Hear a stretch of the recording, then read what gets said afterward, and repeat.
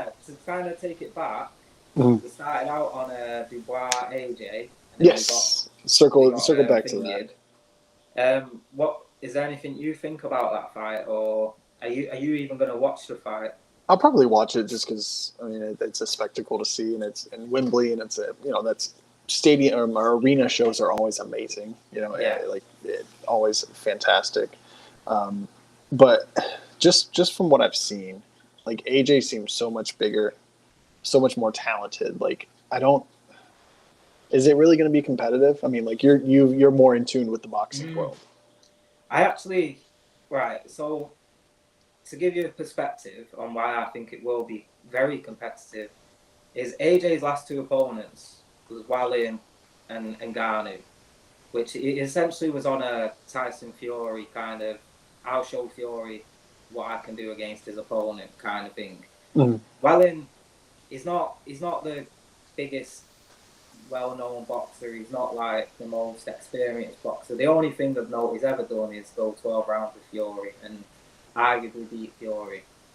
And then obviously Ngannou, it was his second ever boxing fight, and AJ made it look like his second ever boxing fight.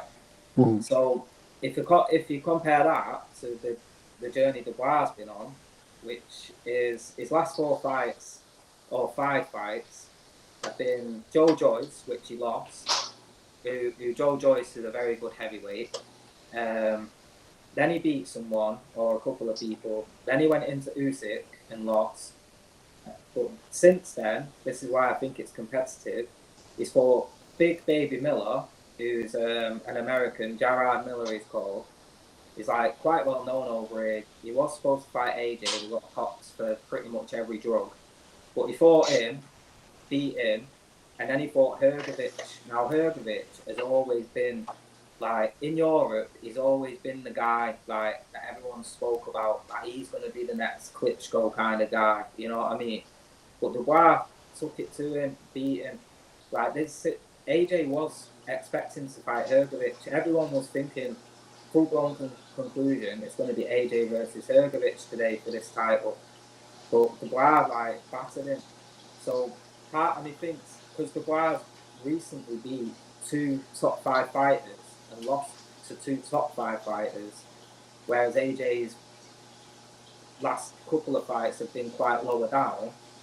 Part of me thinks Dubois might have that like match fitness like over AJ. So I was while you're talking, I'm listening, but I'm looking at Dubois' last fights, right? So like you said, Hrgovic beat him. Jarrell Miller beat him. Then he lost to Usyk. It says here by KO. Yeah. So again, Usyk is he's a heavyweight, but is he a heavyweight? He's a cruiserweight. Yeah. And then who else did he lose to here? He lost to Joe Joyce. So also by KO. Yeah. So if AJ touches him, AJ has power. It's possible, but I think it's also possible the other way around. Like I don't know if you've seen Dubois, but he's a very hard hitter. Like the only reason Dubois got signed as like a 19-year-old was because he put AJ down in sparring apparently. So yeah, I think that because I've seen Dubois quit twice. He quit against Usyk to a jab, and he quit against Joe Joyce again to a jab. But the way how Joe Joyce and Usyk both are is they're very like they hit you a lot. You know what I mean? So they're not knocking you out with one shot, but they're doing a lot of like a lot of damage over time. Whereas I don't think AJ could do that, but he can do it in one. You know what I mean? So all the damage they accumulated on that eye, he could do it with just one or two shots, whereas it took them 30. So it's really intriguing to me. I think it's a crossroads fight for either of them because AJ's 36, Dubois 26. So it could be a passing the torch moment. It could be, look, you're not on this level. Calm down. You're not there yet. Yeah. So I'm very intrigued by it, and I think the undercard as well, because I imagine it's going to be early for you guys. But if you can watch the undercard, I highly recommend it.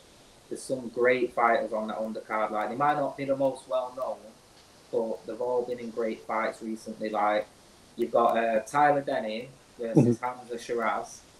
I've just watched Hamza Shiraz go and batter someone, be an underdog, and just absolutely like crush all the odds out in Saudi Arabia. Like, and Denny is a good fighter as well. And then after that, you got Anthony Kakase versus Josh Warrington, right? That's for a featherweight title. Now those guys, man, like Josh Warrington, he's been one of the fan favourites in England for years. Like, he's one of them where he just fights with his heart on his sleeve, just goes for it. But Anthony Kakase, I can't say his name, but he recently was an underdog that just gone and defied everyone's expectations and just battered his opponent. And then the one I'm intrigued the most about is Boatsy and Willie Hutchinson. Now again, it's the same story, right? Willie Hutchinson just beat a guy called Syde, who's supposed to lose against. Everyone thought he was going to lose. He dogged him. He absolutely just pressured him, made the guy roll, and then battered him. Now he's in the same sort of fight. Everyone thinks Boatsy is going to win by miles. But I actually think if Hutchinson can get his game off early, it could be another long night. Like, so, yeah, there's a lot of good fights. Yeah, it looks like it. I mean, you got the heavyweight titles on the line, the European middleweight championship, the IBO super featherweight, the light heavyweight championship. So you have a lot of stakes, a lot of money on the line for those fights. So those guys are going to come to put on a show, hopefully, in that big arena, with all those fans. How many fans can be in Wembley? Like 40-something thousand? 40, double it. Is it? Yeah. Like, not that. They broke the record with like 90 to 100 with Fury and White, but they're pushing for it to be like 120 now. 90,000 seats, and then you have standing room. So they're trying to push the standing room to 120. Wow. Or as close to 120 as we can. And with it being all British, like it's just going to pack out. Like, yeah, that's insane. 100,000 people there to watch the fights. Imagine. Bro, it's going to be like. Could you imagine looking up? It's going to be what people thought the Sphere was going to be. Like, what Wembley is going to generate is what I thought the Sphere was going to do. Like, if that makes sense. Yeah. Like, because even when Fury fought, I think it was Chisora actually, not White. He fought either Chisora or White there a few years ago. Like, even that, it was just the atmosphere when two British guys fight at Wembley is just something else. Like, I don't understand why UFC don't do it. Like, why? I think they're scared, man. That it might. What if it doesn't fill up? But the thing is, you do it at our time, we'll fill it up. Like. Yeah, but they want to do it on Vegas time. Well, they did the last one. Yeah. That was annoying. Like, but when they did previously in Manchester, they packed it out, and like the streets were full. Like even the streets were even full in the last one. So imagine what you're gonna do at Wembley when it's at 10 p.m. our time. Like it's gonna be like UFC love talking about records. That's a record there that will actually be impressive. That's not just that pack thing. You know what I mean? Yeah. The last event in the UK was Leon and Aspinall. So that was 17,000 people in Manchester. Yeah, like 3 a.m. as well. Yeah. I remember that people were bitching about having to go to work the next, or